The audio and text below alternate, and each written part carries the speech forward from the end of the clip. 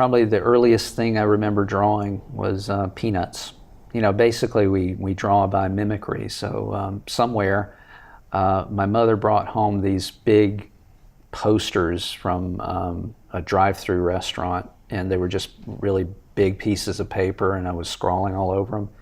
And I remember distinctly, hey, that looks like, I rendered something that looks like something else. And, I started drawing, just copying Peanuts cartoons, Snoopy, Charlie Brown, And then I started, oh, well, I did that, so maybe I could draw, my dad.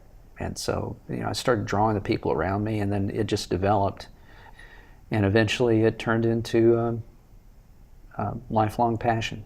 I met Jorge Cham around 2007, 2008, when I was an assistant dean in the graduate school. And Jorge is an amazing individual. He does a comic strip called Piled Higher and Deeper. And it's all about the travails of getting your PhD and also being a postdoc. In addition to doing that comic strip, Jorge does what I would call motivational speaking.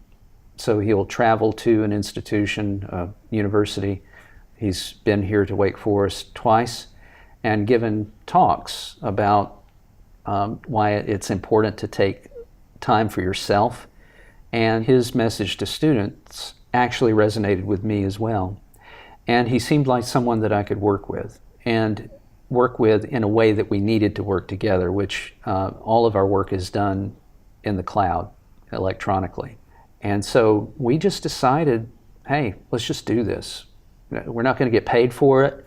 It just seems like something that would be fun to do. And so we just started generating these things for free for the Stanford D School with a magazine called Ambidextrous. And then eventually we said, well, these look pretty good, and we have kind of a way of doing it now. So there was a competition that was sponsored by Science Magazine and the National Science Foundation called the Science and Engineering Visualization Challenge. And there was this weird category called informational graphics. And I said, well, Jorge, I don't know what it is that we're doing, but it sort of sounds like that. And so we submitted it, and we won that year. It was 2010. So about that time, I approached Mariette DiCristina, who was the editor of a magazine called Scientific American Mind. And I showed her what we were doing, and she really loved it and wanted us to keep doing it. A lot of scientists actually aspire to be in Science Magazine. I may be the first one to do it with a comic strip. And so we went from this sort of occasional thing that was all for fun to a very professional relationship with Scientific American. And we've been a regular contributor to Scientific American Mind for years now.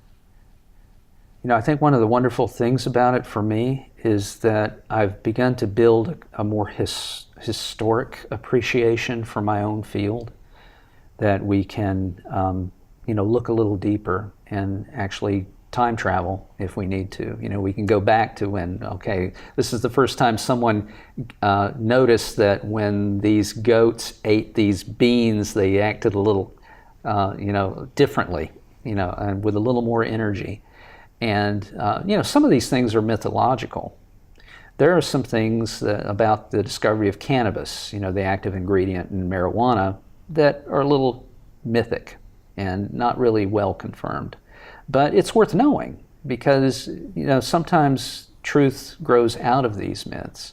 And so we try to be as scientifically accurate. Okay, where's the evidence that this really happened, that hemp was an important product in China and, during these very early times, and how much of it can be verified.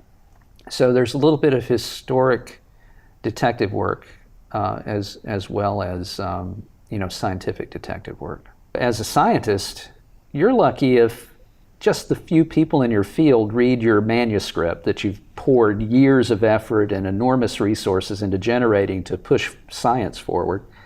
And then to go to this bookstore and see that, millions of people literally are reading something that you've produced is a very different feeling. And it's a really good feeling. Having said that, I don't know, being known as the comic guy is not necessarily, there's a connotation, right, of, like The Simpsons, the guy that works at the comic book store, or even Big Bang Theory. Comics are a little fringy and a little nerdy. I have, though, had the pleasure of living in a time where my hobbies have now become very mainstream. So back when I was interested in X-Men and reading Marvel comics, nobody cared about that, right? But now suddenly there are multi-billion-dollar industries built on that. So I think comics are very serious, and they can be very educational.